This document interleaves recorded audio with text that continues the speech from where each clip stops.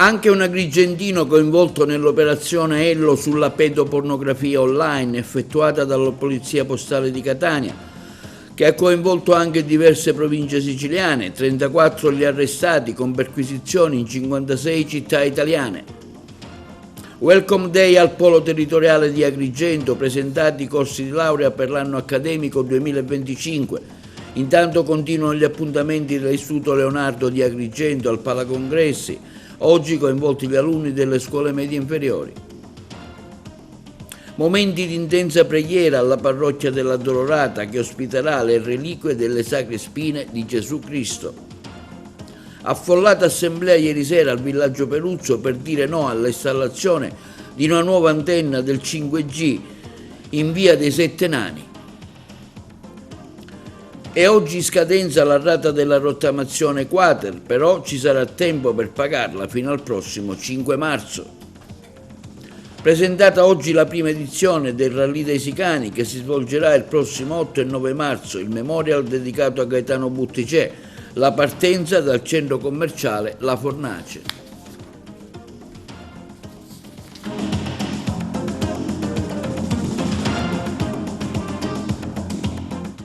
Buongiorno, benvenuti con un nuovo appuntamento di TV Notizie di oggi venerdì 28 febbraio.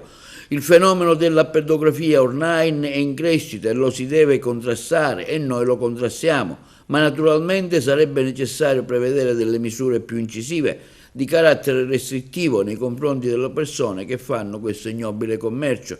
Lo ha detto il procuratore della Repubblica di Catania, Francesco Curcio, a margine della conferenza stampa sull'operazione Ello condotta dalla Polizia Postale di Catania, sfociata in 34 arresti e in oltre 110 perquisizioni eseguite in 56 città italiane. Le vittime avevano dai 3 anni in su. L'indagine ha svelato la presenza di chat pedopornografiche all'interno di un social network, non tra i più diffusi. Alcune di queste, ha rilevato il procuratore Curcio, erano frequentate da persone che avevano un nickname con un Nino, con Animales, Nino Primeros, da 0 a 6 anni. L'indagine, ha spiegato il magistrato, tratta fenomeni enormemente gravi con migliaia di bambini che restano segnalati da questi abusi. In manette anche un agrigentino. Gli arrestati risiedevano anche nelle province di Catania, Siracusa, Agrigento e in varie città d'Italia. E l'equipaggio del G118 Inzucchi della stazione navale di Palermo della Guardia di Finanza ha esperito un controllo in materia doganale ad uno yacht battente bandiera di Palau. All'esito dell'ispezione, i militari rinvenivano opportunamente custodito in una cassaforte un ingente denaro in contante, circa 35.000 euro, non dichiarato. Pertanto le Fiamme Gialle procedevano alla contestazione dell'omessa dichiarazione valutaria in capo al conducente.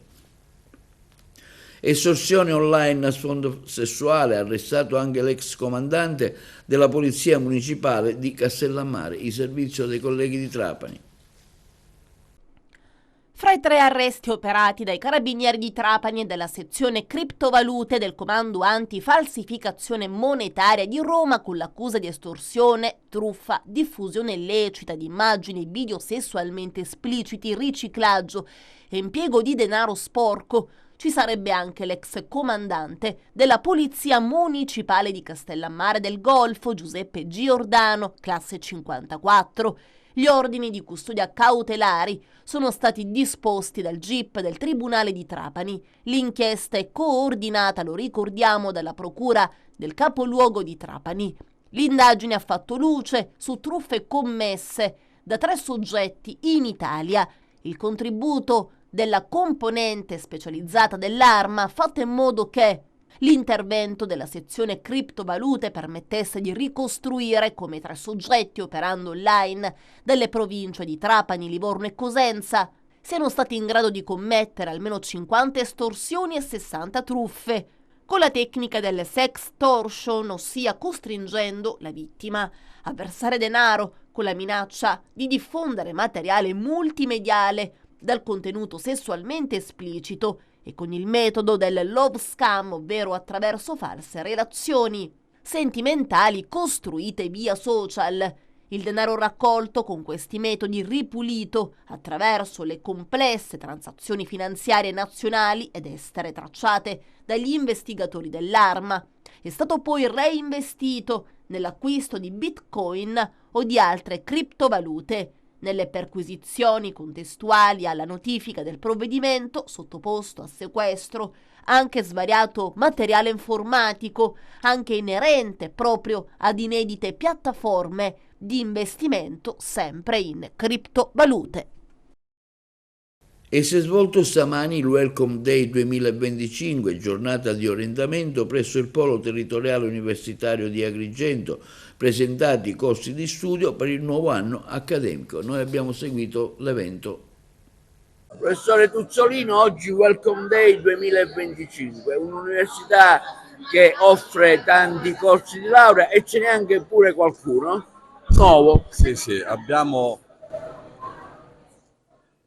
un nuovo corso di laurea che si aprirà nel prossimo anno accademico, quindi diciamo, a partire da settembre, che è un corso di laurea di restauro, quindi diagnostica e tecnologia per il restauro del patrimonio culturale, ed è un corso di laurea che abbiamo voluto tantissimo con il magnifico rettore insediare qua ad Agrigento, proprio perché si occuperà dei beni culturali, del restauro dei monumenti archeologici, ma anche la scuola di specializzazione in archeologia è un nuovo gioiello che abbiamo già inaugurato e le lezioni sono state già avviate da qualche settimana.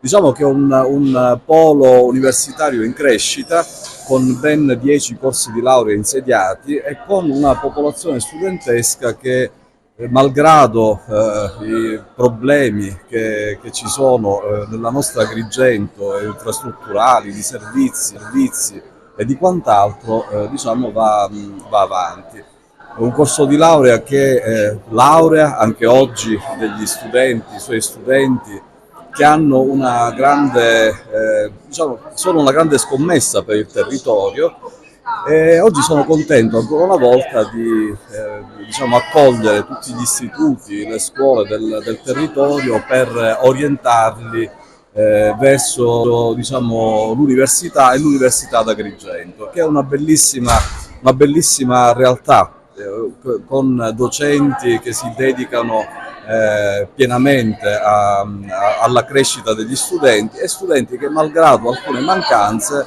tuttavia preferiscono i nostri corsi di laurea. Presidente, quali sono le novità sulla sede di Via Atenea? La sede di Via Atenea è quasi completa e mancano gli ultimi dettagli per l'apertura che avverrà quest'anno. Vogliamo celebrare Agrigento, capitale della cultura, anche con questo gioiello nel centro storico della città. Ed sarà una bella sorpresa per tutti gli agrigentini e per tutta la comunità, perché oltre ad essere un luogo deputato alla cultura, all'insegnamento universitario, alla rappresentatività dell'Università d'Agrigento, secondo la mia intenzione, deve essere anche un luogo per la città, disponibile per le attività culturali di altissimo livello e che rappresenti veramente anche una rinascita del centro storico. Questa è una giornata molto importante per noi, perché accogliamo le scolaresche per presentare la ricca offerta formativa del Polo. Il Polo si caratterizza per una vocazione formativa fortemente improntata alla professionalizzazione degli studenti e delle studentesse, un obiettivo che stiamo mettendo in campo per valorizzare il territorio agrigentino e che contiamo di valorizzare sempre più attraverso l'attivazione di altri corsi, il potenziamento delle nostre strutture e di tutto il processo di internazionalizzazione, che potrà consentire alle studentesse e agli studenti di ottenere delle qualifiche professionali spendibili in Italia così come nel resto d'Europa. Giulia Bruccoleri, sono studentessa del corso di laurea in servizio sociale. Sono qui a rappresentare l'associazione studentesca UDU Palermo, che è un sindacato a livello nazionale. Siamo qui per orientare i ragazzi e supportarli nelle loro scelte universitarie, in quanto penso che il Polo sia una bellissima realtà che offre ai studenti l'opportunità di formarci non solo culturalmente, ma anche professionalmente e a livello anche personale. Oggi siamo qui quindi per orientare i ragazzi e supportarli al meglio. Ecco, che informazioni mi chiedono i ragazzi in particolare così? Come sono composti i corsi di laurea, quali materie si studiano, chi possono essere docenti, quanti anni può durare il corso di laurea, gli sbocchi professionali, un po' di tutto. Le fantasie dei ragazzi non mancano, però noi siamo qui proprio per rispondere alle loro domande e siamo proprio per supportarli. Inoltre abbiamo anche realizzato dei gruppi WhatsApp proprio per poterli orientare al meglio e comunque rispondere alle loro domande. Inoltre noi facciamo anche degli UDU test, che sono dei corsi di formazione, ai corsi di laurea, quelli a numero chiuso, però per comunque far sì che comunque lo studente riesca a superare il test universitario. Sono test totalmente gratuiti, fatti agli studenti, quindi sono dei corsi a livello gratuito, ma fatto alla pari da studenti stessi. Come mai siete qua oggi, accogliete questo Welcome Day? Per orientare i ragazzi per l'Università degli Studi di Palermo, perché è una buona opportunità e vogliamo che i ragazzi restino in Sicilia. Sono la professoressa Alessandra D'Ambra del Liceo Politi di Agrigento. Oggi al Palacongressi la giornata delle scienze per i bambini organizzata nell'ambito delle iniziative del Liceo Leonardo di Agrigento per Agrigento Capitale della Cultura in collaborazione con i ricercatori del gruppo IFN Kids. Le interviste ai protagonisti. Nuovo appuntamento del Leonardo qui oggi al Palacongressi con gli alunni delle scuole primarie. Ecco, perché questo coinvolgimento anche a questi ragazzi? Ma direi che forse è una delle giornate più belle della nostra settimana della cultura scientifica, una delle 2 giornate che abbiamo voluto dedicare proprio ai bambini delle nostre scuole per divulgare la conoscenza scientifica. Credo che sia anche nella mission di tutto il sistema di istruzione divulgare la cultura scientifica sin dalla tenera età, soprattutto appunto con un focus particolare anche alle bambine.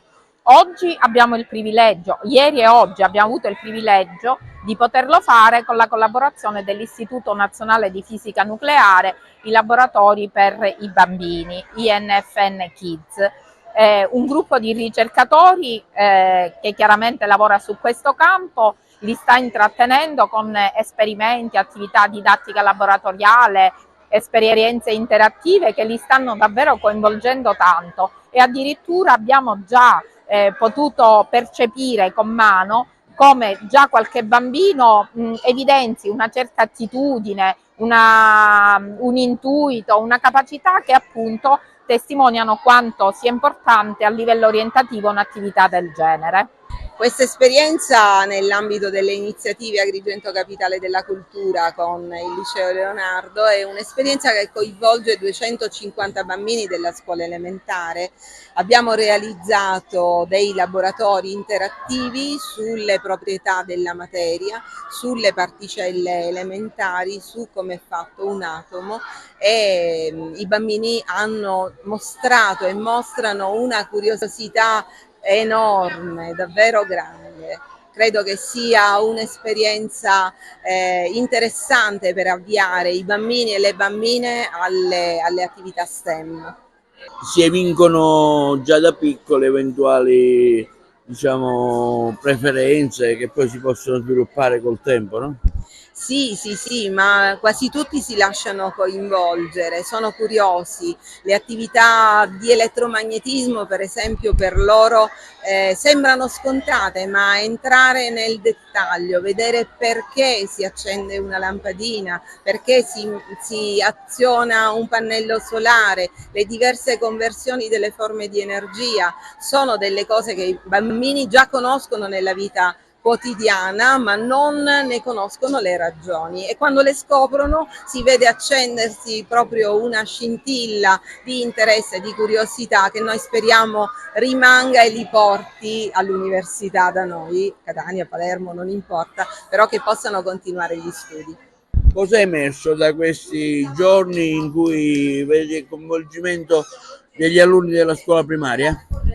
Sì, abbiamo accolto in questi 2 giorni più di 200 bambini, in queste 2 mattinate di laboratori interattivi, seminari, dove i bambini si sono dimostrati davvero curiosi e contenti di imparare, di vedere cose nuove e di capire i fenomeni della natura che ci circonda. Quindi abbiamo parlato di ricerca, di fisica nucleare, di cos'è il nucleo, di cos'è l'atomo, e devo dire che abbiamo avuto un'ottima risposta sia dai bambini che dalle loro maestre. C'è molta curiosità nei confronti della ricerca e della natura, e quindi appunto avere una risposta del genere anche con questi numeri, con questa grande affluenza, è sicuramente un dato importante che trasmetteremo appunto anche ai media e alle nostre strutture che si occupano di comunicazione. E dal punto di vista della scuola io penso che sia importante dare questa spinta verso le discipline STEM, le discipline scientifiche, per appunto offrire un'ampia opportunità ai bambini che poi si approcciano al mondo della ricerca e dello studio.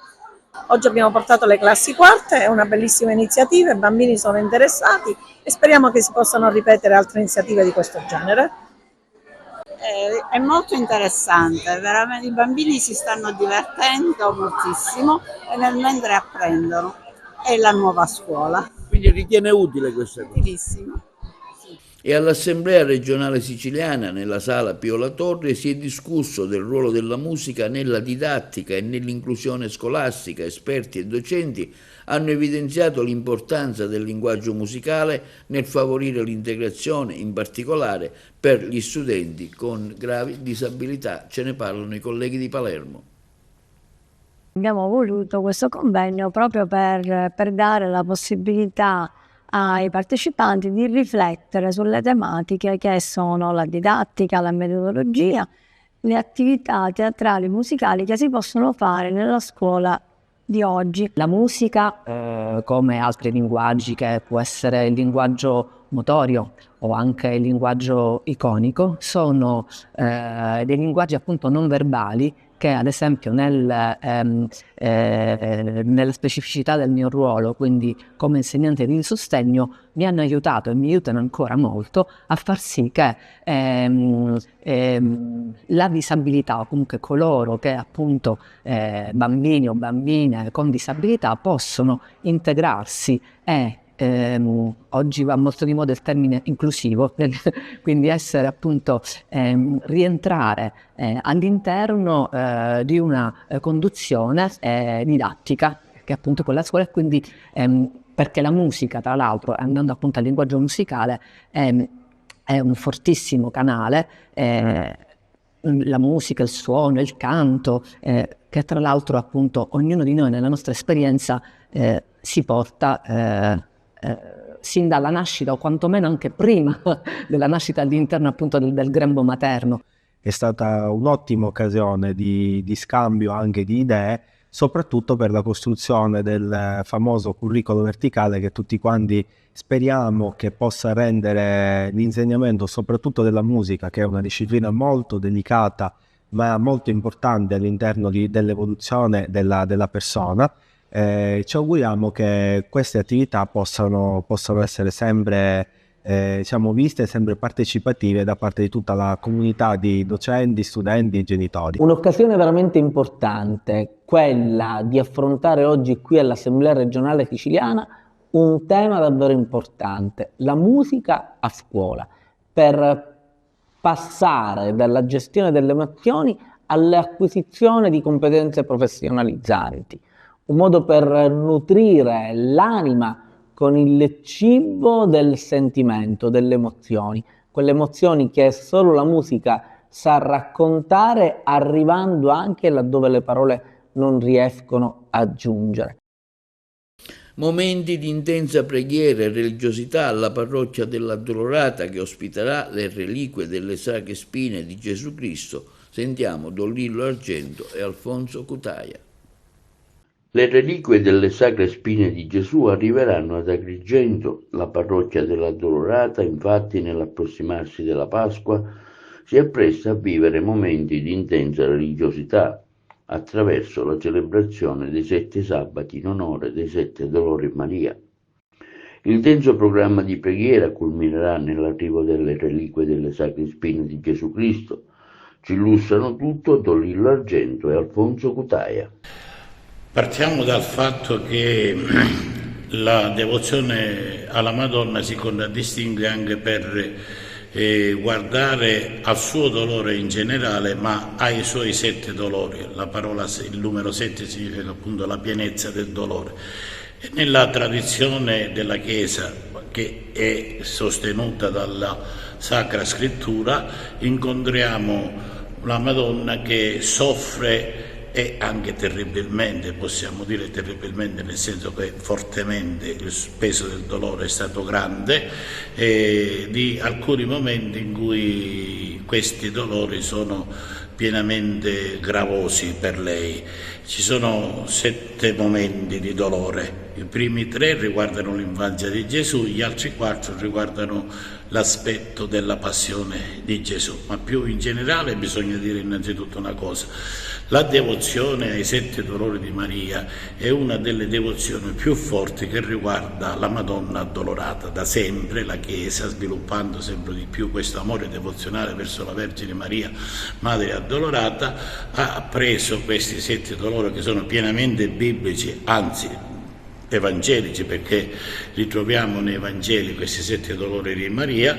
Ecco, la Chiesa ha sempre guardato con attenzione alla meditazione di questi 7 dolori di Maria, e in ogni chiesa, in ogni santuario, in ogni luogo dedicato alla Vergine Madre Addolorata si celebrano questi 7 dolori, che sono dispiegati lungo tutta la Quaresima fino all'inizio della Settimana Santa. E sono 7 sabati, perché il sabato è il giorno che la Chiesa dedica alla Madonna, anche il ricordo di quel sabato santo in cui la Madonna fu l'unica credente che stiede con sofferenza sì ai piedi della croce e poi anche davanti al sepolcro, ma fu la prima che già gustava l'aurora della risurrezione, perché confidava nelle parole del Figlio suo. Quest'anno, in maniera un po' più solenne rispetto agli altri anni, in questo santuario dell'Addolorata di Agrigento vogliamo solennizzare i 7 sabati, ogni singolo sabato, quindi ogni dolore di Maria. I primi 2 sabati per la verità saranno così, in una maniera un po' più soft, mentre dal 3° sabato in poi, quindi dal 3° dolore in poi, e poi quanto più ci addentreremo nei dolori della Madonna, che riguardano un po' più direttamente la sua connessione con la passione di Gesù, avremo anche dei momenti particolari con alcuni cori che verranno qui al santuario dell'Addolorata per animare la celebrazione eucaristica, anche per fare qualche canto. E soprattutto quest'anno, ma più dettagliatamente ne parlerà Alfonso Cutaia, il 5° sabato, che è il momento solenne in cui Maria sta ai piedi della croce, avremo la reliquia delle Sacre Spine che faremo pervenire dalla chiesa San Michele Arcangelo di Sciacca.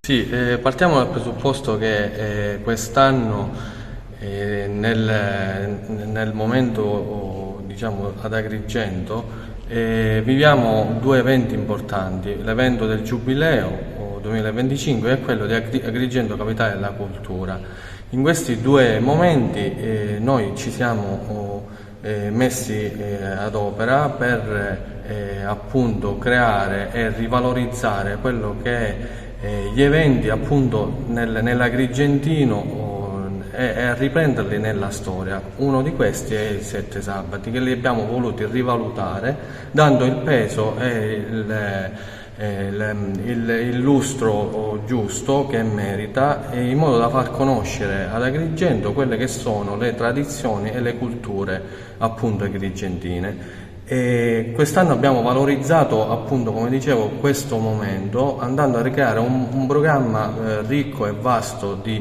momenti all'interno del programma stesso dei 7 sabati collaterali. Uno di questi è quello delle sacre reliquie, che ho avuto in mente con l'approvazione di Don Lillo, che ha avuto anche la geniale idea di approvare questo progetto e parlare con chi di dovere per farle arrivare. Abbiamo raggiunto l'obiettivo per la prima volta di portare le reliquie delle Sacre Spine ad Agrigento. Un evento che abbiamo creato appunto negli eventi all'interno di un contesto molto più largo, il quinto sabato, che è il 29 marzo, in cui in questo santuario, oltre alla presentazione delle reliquie, verrà animata da un coro Santa Cecilia, nella fattispecie in questa giornata con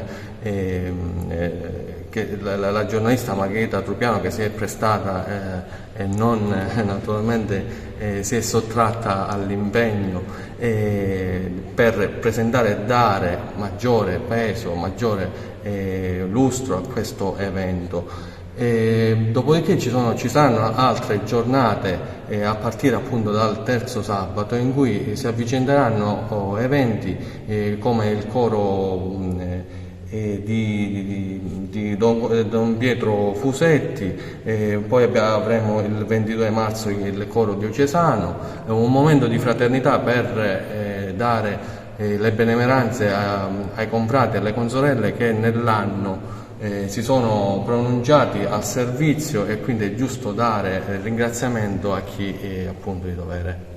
E il comitato di quartiere del villaggio Peruzzo di Agrigento dice no all'installazione di una nuova antenna telefonica del 5G da ubicare in via dei Sette Nani. Ieri sera una partecipata assemblea degli abitanti si è svolta presso il salone della parrocchia della chiesa. Noi abbiamo seguito l'evento.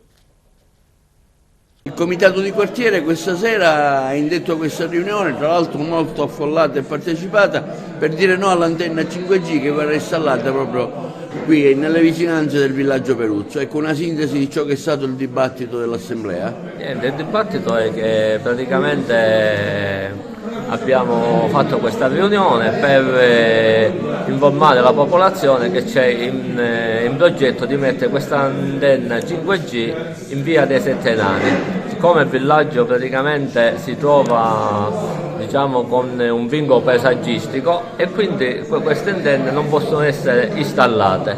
Ci siamo rivolti a un tecnico che è l'architetto amico e faremo ora un accesso agli atti al SIULP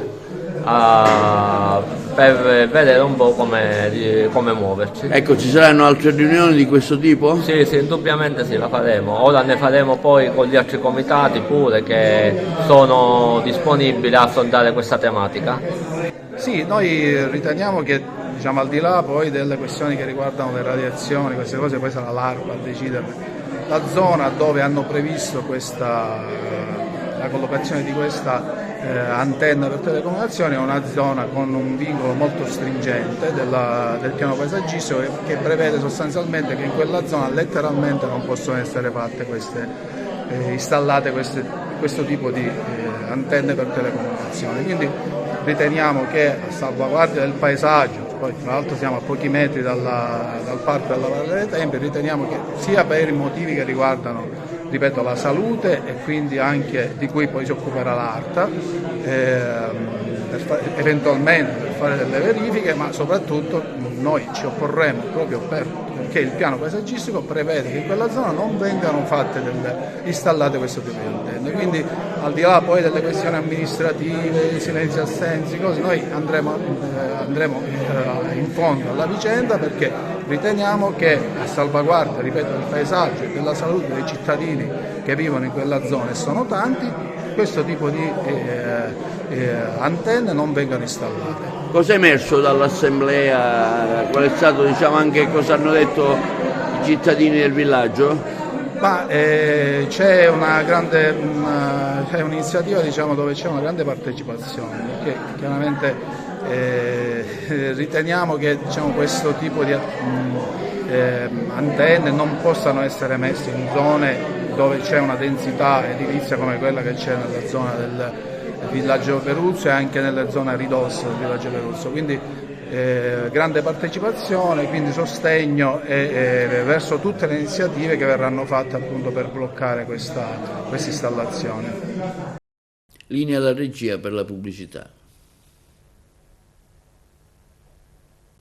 Connettere il territorio, favorire la progettazione di grandi opere, sviluppare metodi sostenibili per trasformare il panorama sociale, economico e turistico della Sicilia. Venerdì 21 marzo ad Agrigento, capitale italiana della cultura, istituzioni, professionisti saranno coinvolti nel dibattito nazionale sulle infrastrutture della provincia di Agrigento e il ponte sullo stretto di Messina, la Sicilia, porta d'Europa nel Mediterraneo.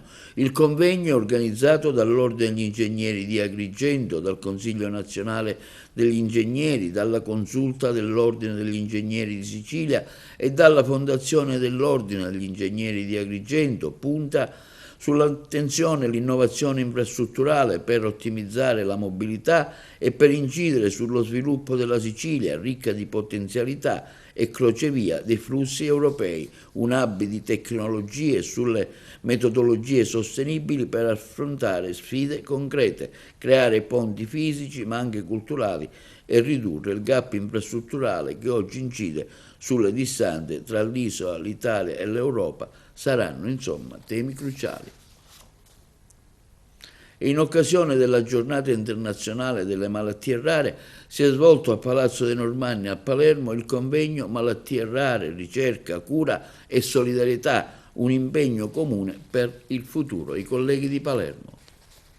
Il 28 febbraio è un giorno molto importante, la giornata internazionale delle malattie rare. La Fondazione CHOPS ha deciso di celebrare questo momento attraverso un convegno e spieghiamo innanzitutto di cosa si occupa la Fondazione CHOPS. La Fondazione CHOPS Malattie Rare si occupa di promuovere, guidare e accelerare il percorso di ricerca verso una possibile cura alla sindrome CHOPS, che è una malattia genetica ultra rara, multiorgano e del neurosviluppo.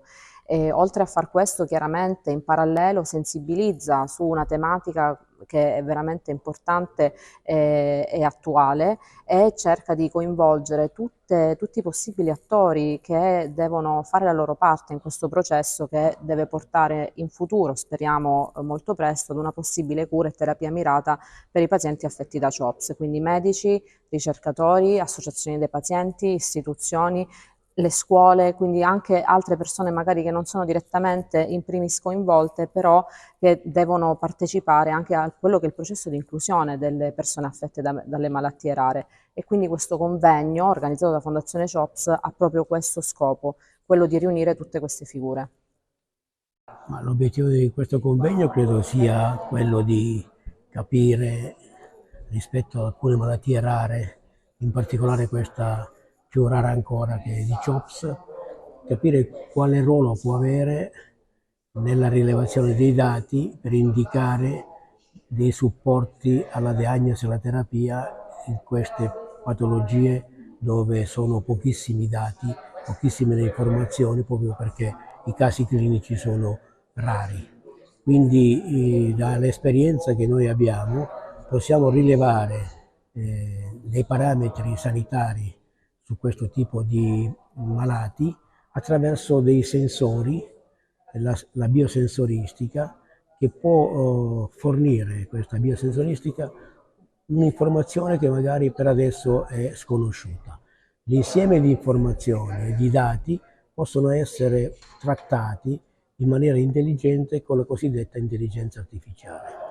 La partecipazione del Comune di Palermo a supporto di questa iniziativa era dovuta, ma soprattutto è un segnale che vogliamo lanciare al paese intero, perché si parla troppo poco di malattie rare e non possiamo stare in termini di salute soltanto appresso alle statistiche o alle quantità, ma bisogna ampliare l'attività di ricerca, perché poi magari la malattia rara che viene diagnosticata come tale lo è soltanto perché non c'è una conoscenza medica adeguata ed è molto più diffusa di quello che immaginiamo. E anche se fosse una minissima percentuale della popolazione, quella popolazione ha il diritto alla cura e alla salute. E gli assessori regionali non dovranno più attendere il giuramento dinanzi al Presidente della Regione e al cospetto dell'Assemblea regionale siciliana per assumere le loro funzioni, ma saranno operativi per gli atti di ordinaria amministrazione sin dal loro insediamento.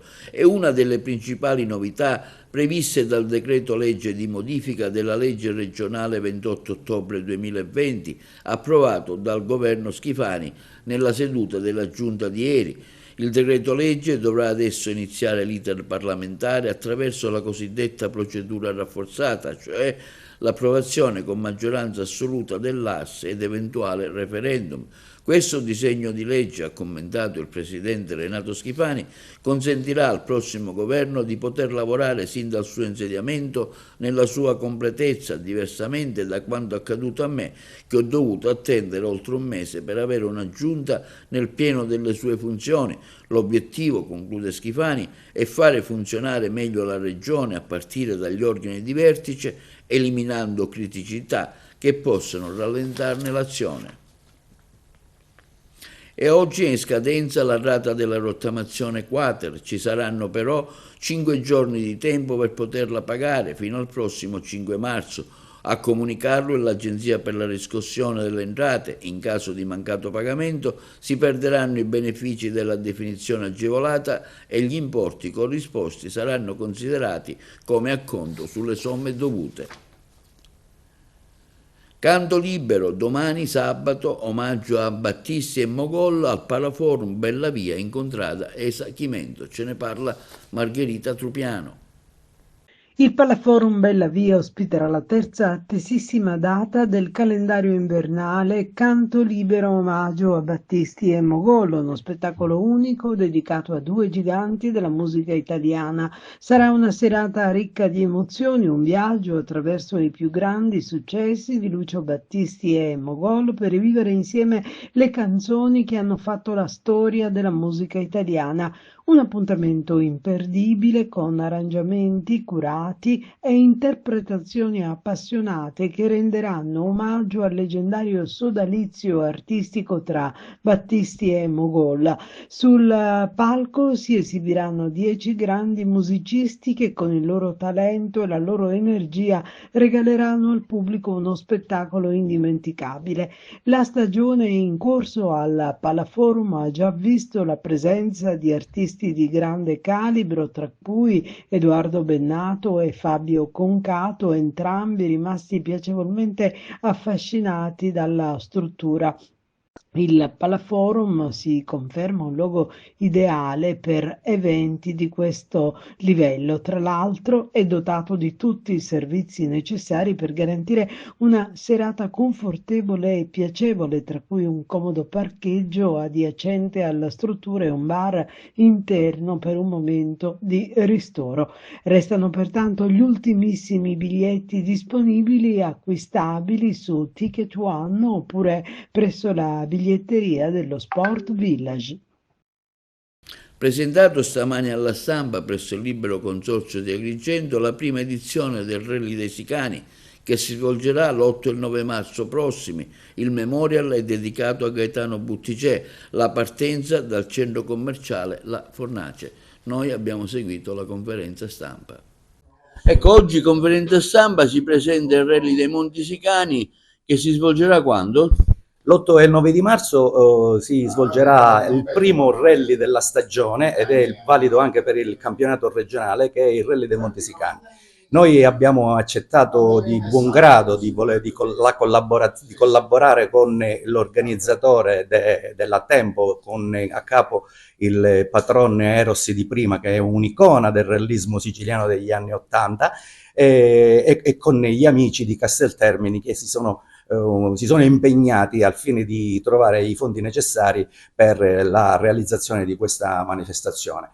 La provincia di Agrigento è sempre stata una provincia che ha avuto una certa inclinazione nei confronti dell'automobilismo e soprattutto nel rally. Negli anni 80 e negli anni 90 abbiamo avuto diverse manifestazioni rallistiche nella provincia di Agrigento e noi siamo ben lieti di riniziare questo percorso, anche se nella provincia di Agrigento ci sono sempre state altre manifestazioni di tipo automobilistico come gli slalom e le salite.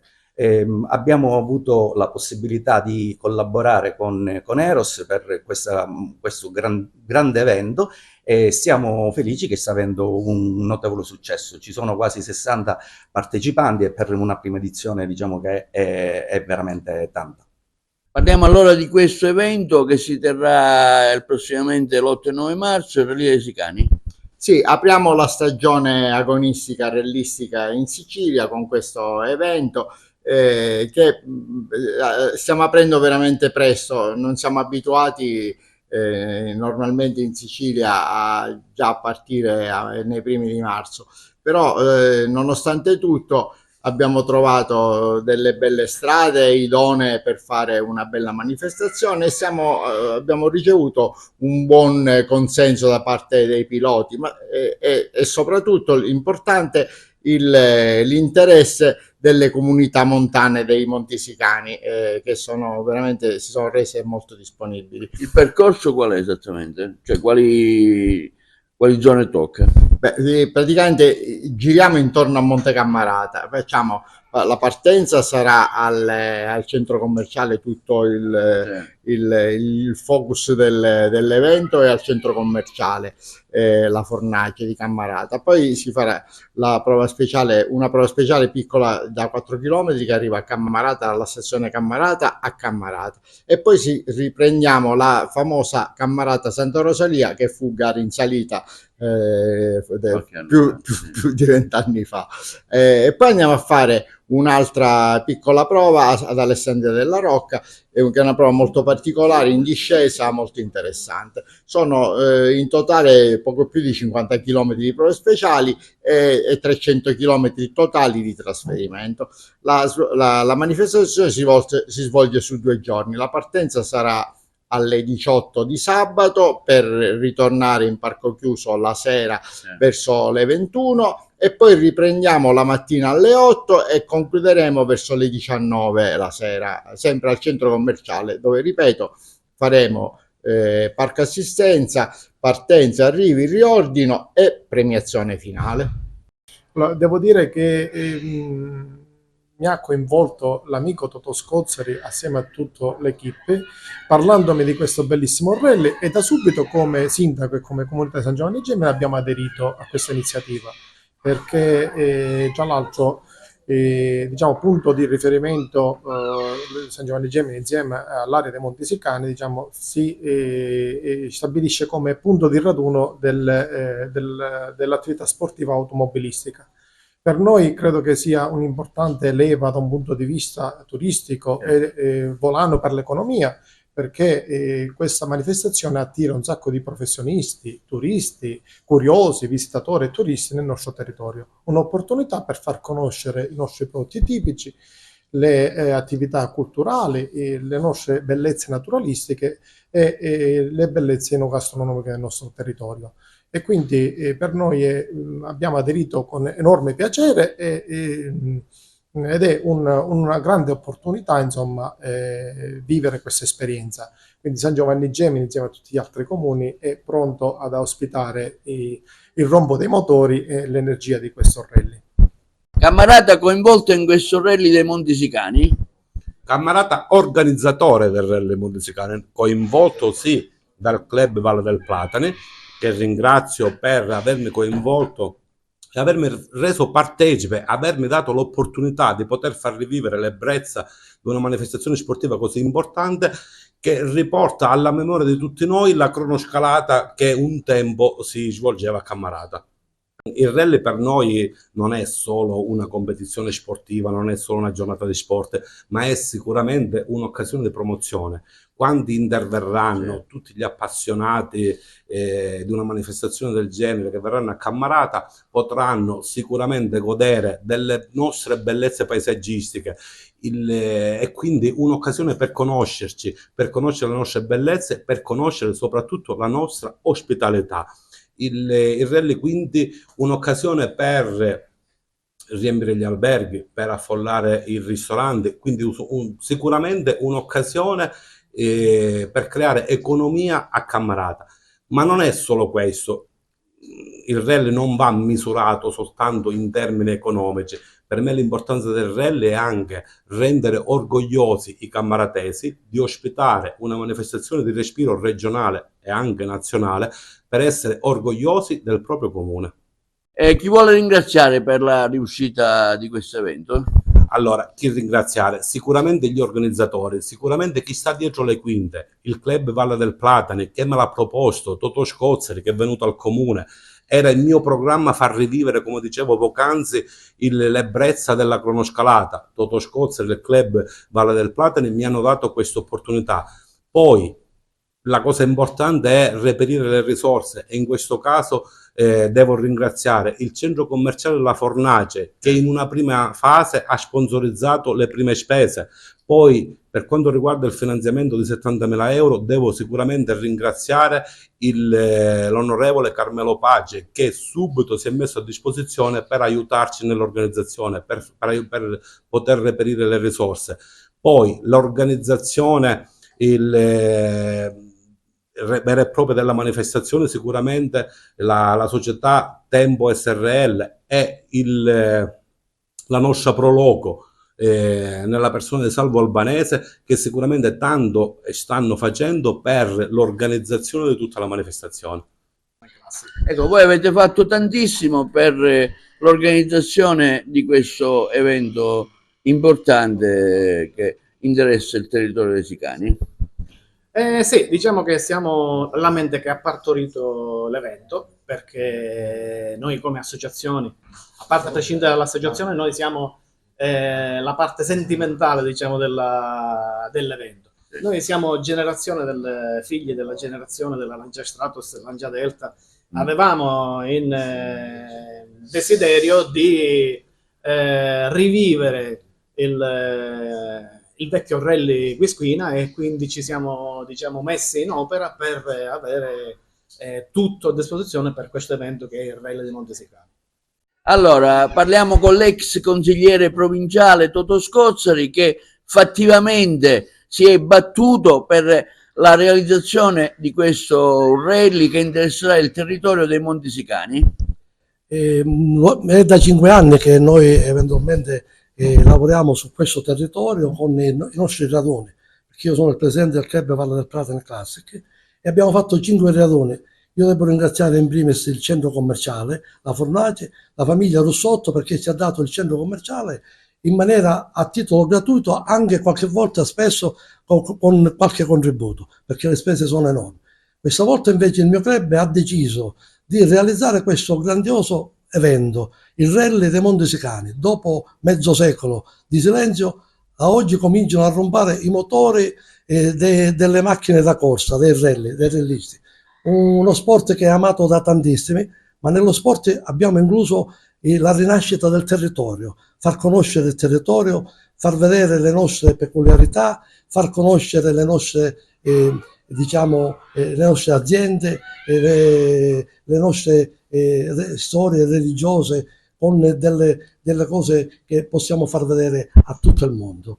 Per cui dico, io mi auguro, sono sicuro che sarà un evento riuscitissimo, e sono sicuro anche che lo riproporremo il prossimo anno e daremo il secondo rally dei Monti Sicani. Lo abbiamo dedicato memoria a Gaetano Butticè, perché era un nostro amico, un nostro sostenitore, che fino a prima di Natale era con noi riunito in queste riunioni per organizzare il rally, e ahimè purtroppo è venuto a mancare il giorno di Natale.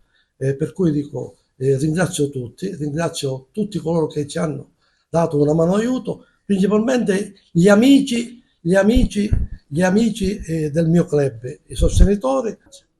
Voi fattivamente avete messo a disposizione, diciamo, il vostro territorio per la realizzazione di questo evento. Sì, noi abbiamo sempre cercato di venire incontro a questo tipo di iniziative, perché sono un valore aggiunto per il territorio, e mi preme fare presente che quando si creano queste sinergie tra attività imprenditoriali, associazione del territorio e la politica, nascono degli eventi che sono un toccasana per tutto il territorio.